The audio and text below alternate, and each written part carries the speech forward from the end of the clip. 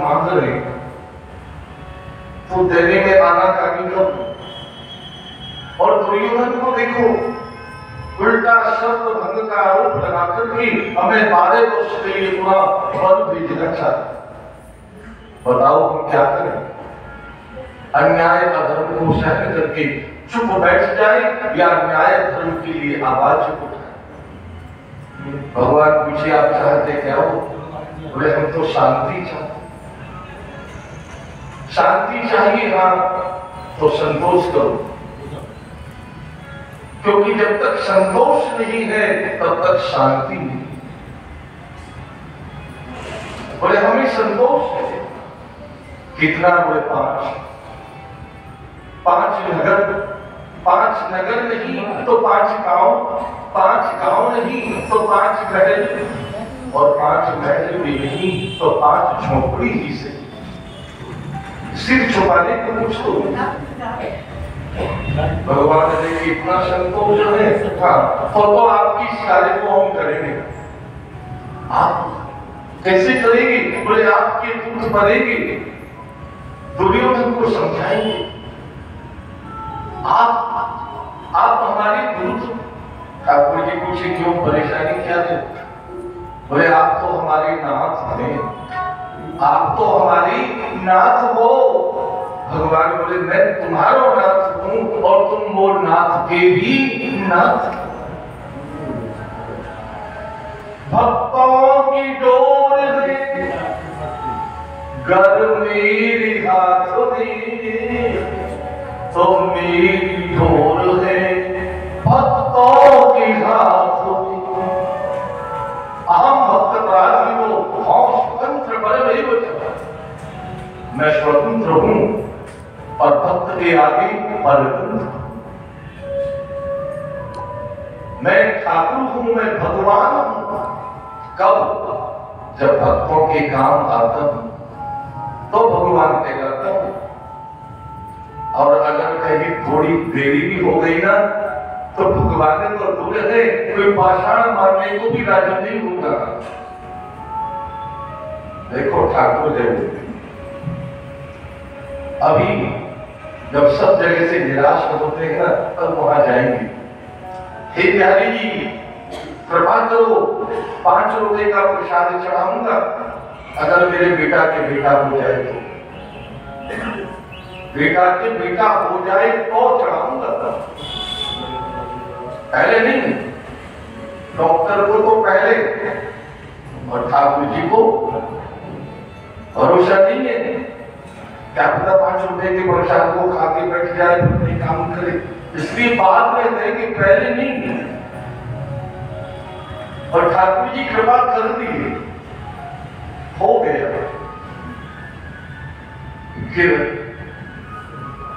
फिर भी अभी टाइम होगा तो कर देंगे, अभी तो टाइम है, कर देंगे।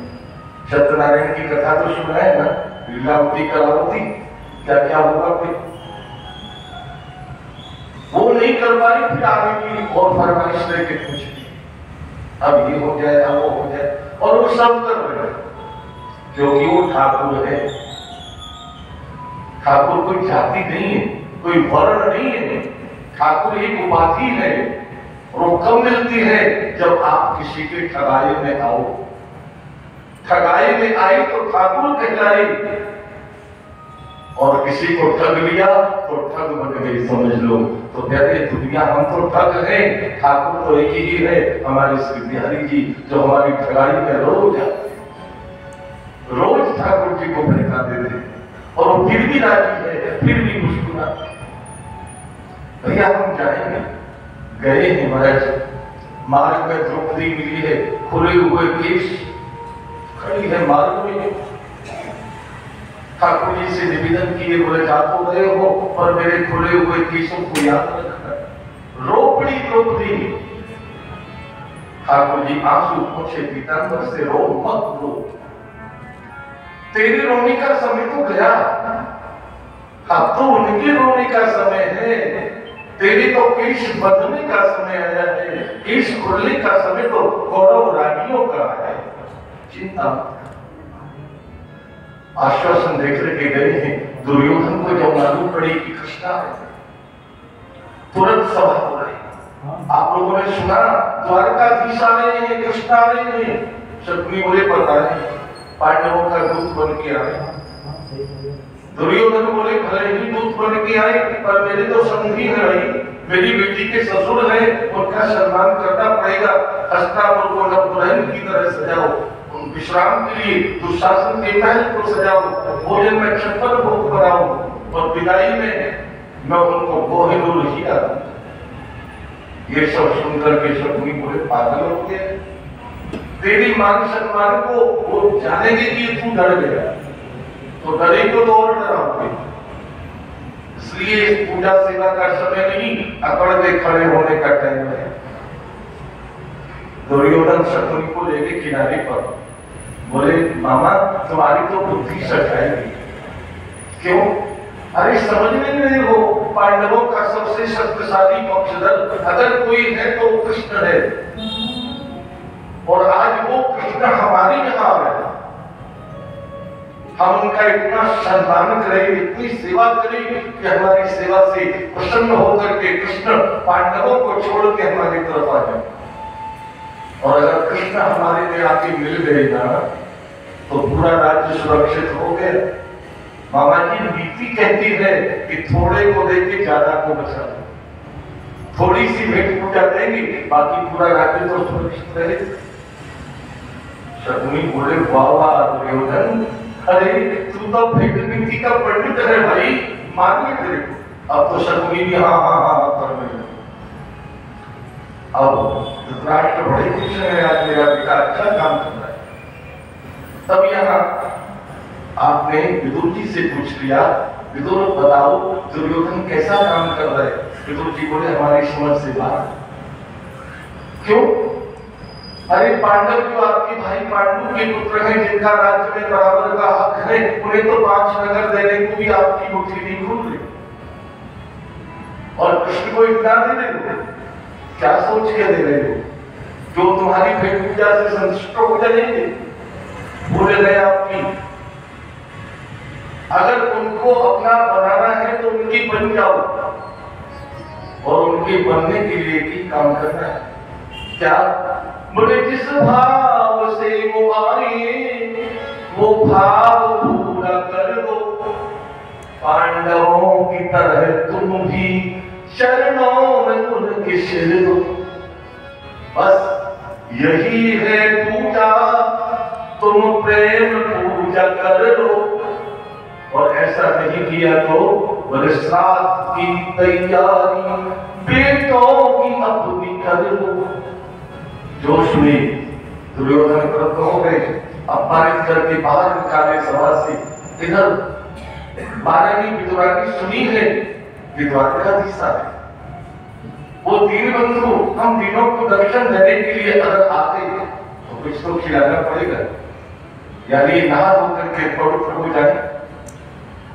किवाड़ बंद करके नहा रही हो, ठाकुर जी की बुला रही है, आजा आजा रे सबरिया, आजा रे हो आजा, आजा रे सबरिया, आजा रे, आजा आजा रे सबरिया, आजा रे, आजा रे सबरिया, आजा रे, आजा आजा रे सबरिया, आजा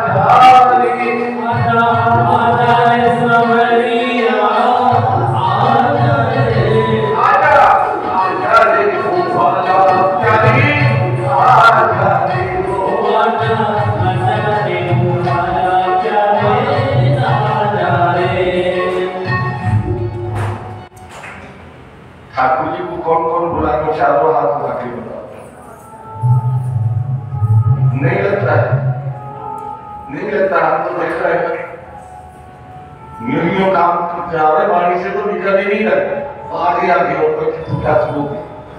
अरे बुलाओगी तो ठाकुर आवेगो, नहीं ठाकुर जी फालतू थोड़ी है जो बिना बुलाए आवे। तो प्रेम से समझ लो हम सभी की जरूरत, क्योंकि आत्मा तो सभी है, आत्मा स्त्रीलिंग है और परमात्मा पुल्लिंग है। सभी गोपी हैं, सभी आत्मा है, सभी विद्वानी है, बस ठाकुर जी को प्रेम से बुलाओ। देखो आजा आजा रे सावरिया, आजा रे हो आजा, आजा रे सावरिया, आजा आजा रे सावरिया, आजा रे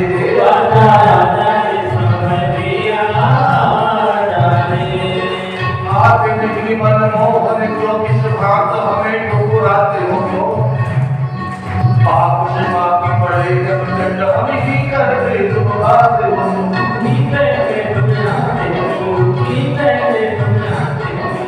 कार बाकी उड़ाती उड़ोती, कार बाकी उड़ाती उड़ोती, हाय हम सब चाहते हो क्यों,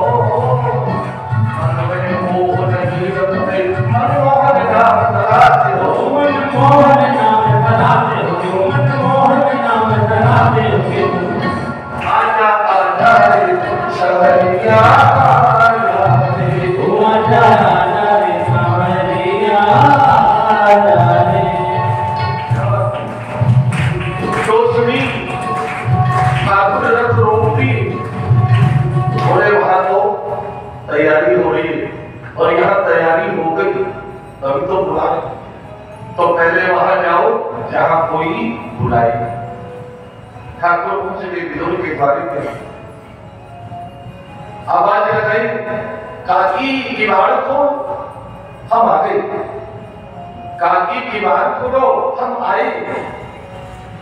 विदुरानी स्नान कर रही है, हाथ सिर पे करेंगे पानी डालने को, सोच रही है क्या करूं, किवाड़ खोलूं स्नान करूं, सोची नाना होना तो घर की बात है, बाद में स्नान कर लेंगे, वो कब तक बाहर खड़े रहेंगे, उन्हें बुलाओ। भीगे भीगे वस्त्रों से गई, जाके किवाड़ खोल दी, आओ। ठाकुर जी आए, विराजे, विदुरानी देखी, बोले खड़े हो जाओ।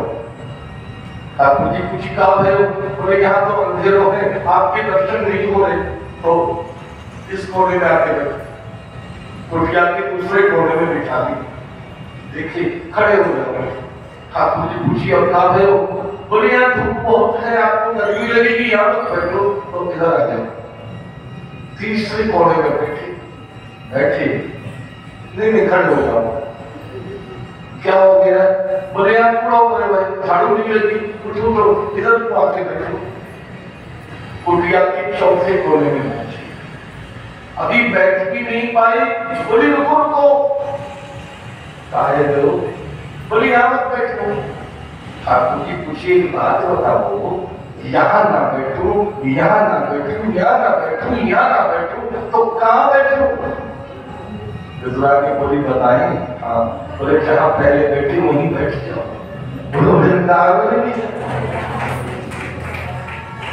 यह कह रहे जिनकी दासी माया दुनिया क्यों नचावे, वो मायापति प्रभु को भक्तानी विदुरानी भक्ति के बस में करके अपनी पूरी कुटिया में घुमा दी, पूरी कुटिया को पवित्र करा। विराजे में अब चरण धोने के लिए जल लेकर के आई। ठाकुर जी बोले काकी पांव धुलाने को समय नहीं, मैं तो एक और काम से आया हूँ। क्या काम है, बोले भूख लगी, भूख लगी, अभी रुको, अभी मैं स्नान करके कुछ लाऊं बनाऊं। ठाकुर बोले जब तक तुम नहावेगी बनावेगी मेरे पेट की खातर साफ हो जाएगी, तो अभी आपके पास में जो भी हो ना बासा कुसा कोई लिया। बोले बासा कुसा तो नहीं है, तो रूखा सूखा, रूखा सूखा भी नहीं है, बासा कुसा नहीं है, रूखा सूखा भी नहीं, तो कच्चा पक्का, कच्चा पक्का कुछ तो होगा। हाँ वो तो है। क्या बोले कल आपके काका जी सब्जी के लिए केला लेके आए, कुछ कच्चे कुछ पक्के, आज्ञा हो तो लाऊं। ठाकुर जी बोले कुछ क्यों नहीं, जल्दी ला। विदुरानी दौड़ के गई है, केला लेकर के आई, छील करके ठाकुर जी को खिलाना चाहता है। भगवान बोल पड़े काकी वे कि जल्दी, जल्दी में ही गड़बड़ हो गई, कभी नीचे चली गई छिड़का, ऊपर चलो गए, बोलो वृंदावन। और ठाकुर छिलका खाएगा। इधर विदुर जी आए, द्वारे पर द्वारकाधीश के रथ को देखी, यही तो अब बताए, और अंदर की झांकी जो देखी स्तब्ध रहे। ये क्या हो रहा है? विदुरानी को डांट रही, दुशासन का दिव्य महल जिनके स्वागत में पलक बावड़ी बिछा के खड़ा है, उसको छोड़ के तेरी कुटिया में आ। शंकर भोग जिनकी प्रतीक्षा में है, उसे छोड़ करके आई, और तू आ गई। क्या खिला रही है? तू कैसे बैठी है? क्या हो गया तेरे? विदुरानी सोते थे क्या करी? बोले आप आ गए? देखो देखो लालजी आएंगे, भूख लगी, खाने को मांगे, मेरे पास तो कुछ नहीं, कल आप जो केला लेकर के आए बस वही खिलाए। केला खिलाए, हाँ, गरी उठा के दिखाई, बोले गरी तो ये छिलका खाता है। विदुरानी इधर छिलका उधर छिलका, छिलका एक नहीं गरी के ढेर पड़े। कहाँ गई छिलका? बोले सब तेरे द्वारकाधीश को खिला।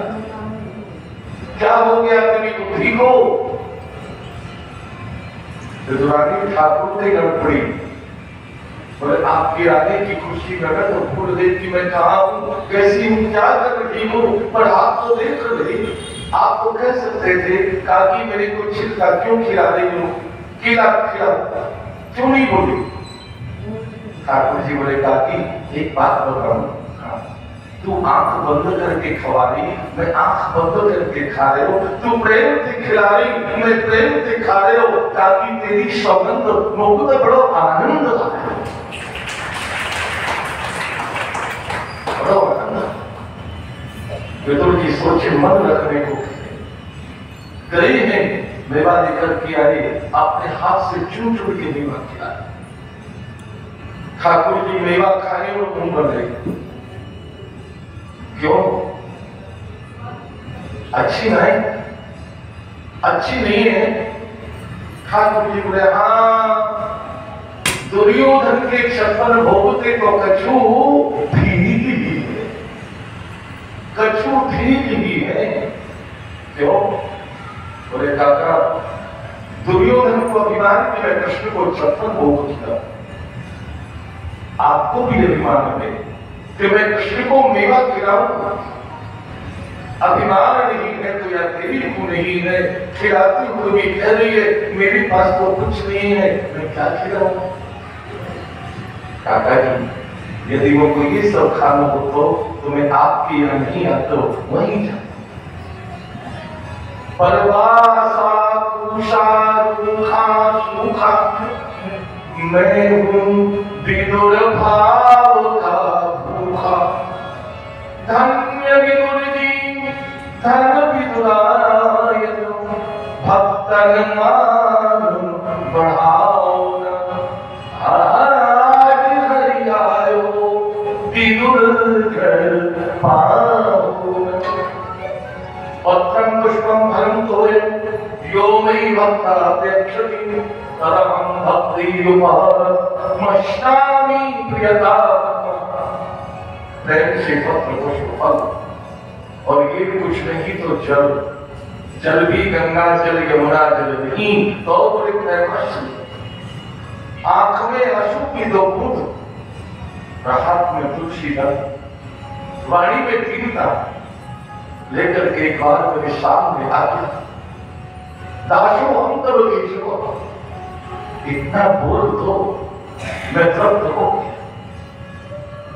यहाँ विदुर जी ने दुर्योधन की कुचक्र के विषय में बताई तो भगवान को सुनाई, बोले कि काका और बाकी पापों को गड़ा भर गए, फूट में ही मारोगे, आप फिर से यात्रा करके आओ तब तक हम लीला करेंगे। विदुर जी को तीर्थ के लिए भेजे, दुर्योधन के यहाँ गए, समझाई, और दुर्योधन जब कह दिए सुंदर प्रेम शिक्षा विचारे यज्ञ में जमीन तदर्थम तदाश्यामी, बिना धैर्य किसको, बिना लड़ाई किए, बिना युद्ध किए, सुई की नोक का आधा भाग भी मैं पांडवों को नहीं दूंगा। हो गई युद्ध की घोषणा। दाऊ जी से मिलकर दुर्योधन ठाकुर जी की सेना को लिए, तो ठाकुर जी अर्जुन के रथ के सारथी बने हैं। कुरुक्षेत्र की भूमि में जब अपने स्वजन परिवार को देखे, अर्जुन को मोह तो भगवान गीता उपदेश किए, इनके मोह को समाप्त किए।